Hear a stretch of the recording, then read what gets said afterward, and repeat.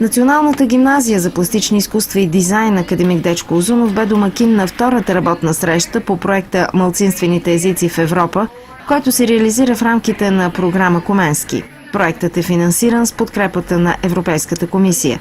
4 гимназии от България, Ирландия, Норвегия и Испания, представящи балканско, келтско, лапландско и средиземноморско наследство, работят вече втора година заедно, опознавайки живота с малцинствени езици и култури в контекста на техните местни и европейски общества. Прекрасна е втората ни среща, която се провежда в България.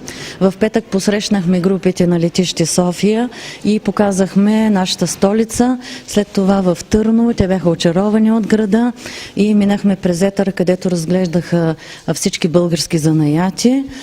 След това на Шипченския манастир и вечерта бяха настанени в семействата, понеже това е проект, в който се прави обмен. Като отидем ние в чужбина, спим и живеем и се храним в тяхните семейства и ние ги посрещаме тук. Ние сме известни с българското гостоприемство, така че надявам всичко да бъде наред. Всички училища показаха своите задачи, свършени презентации за училищата си, за историята на езика най-вече, защото нашия проект е проект за малцинствени езици, а ние показваме за България разнообразието от етноси, от езици, които са и най-вече това, че ние живеем заедно и работим в една и съща обстановка и се разбираме страхотно.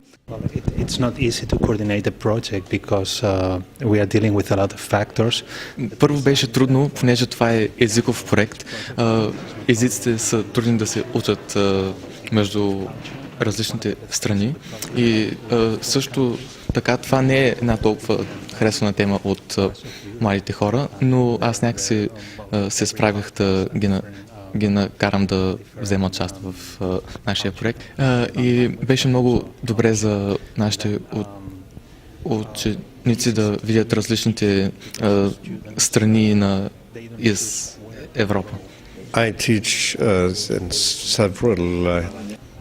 Значи аз съм учител по друг предмет, но мисля, че като цяло самата тема за малцинствените езици е много харесвана и всички търсят начин да се свържат с хора от другите страни.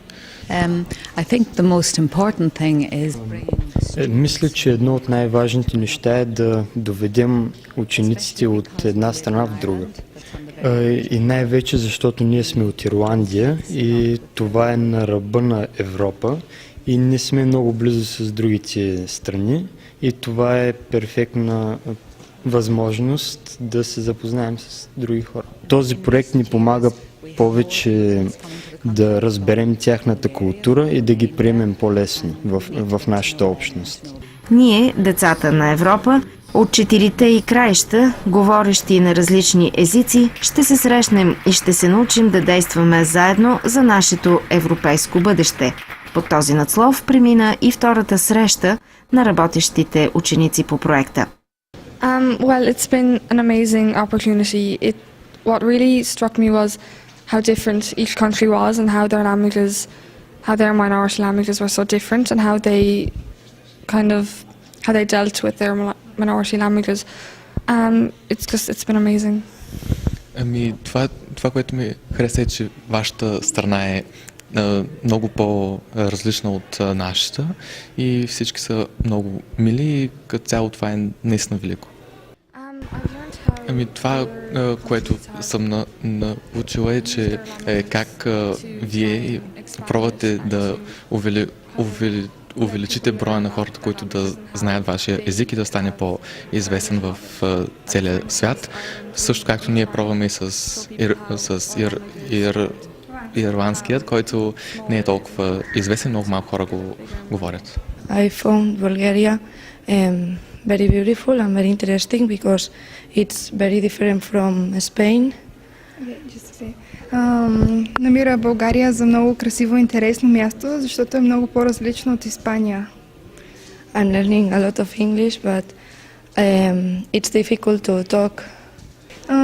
Най-вече научавам английският език, понеже Тук трябва по цял ден да говорим на английски, защото ако говориш на твой език, няма да те разберат останалите.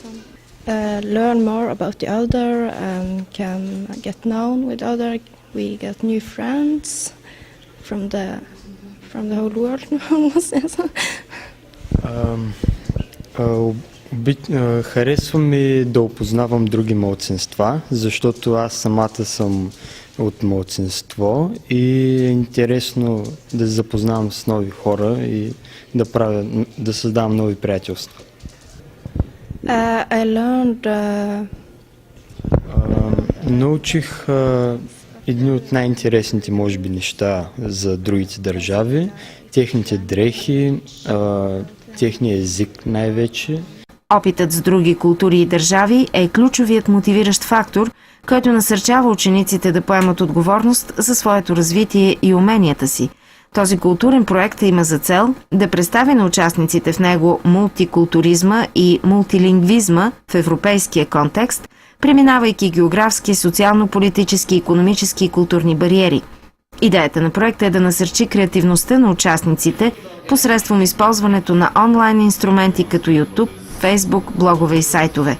Учениците имат възможност да разширят познанията си и да преминат границите на традиционните си училищни програми и национални образователни стандарти. Този проект ще доведе до съдействие и активно участие от страна на учениците в собственото им образование, както и до разширяване на партньорството и развитието между педагозите в училищата.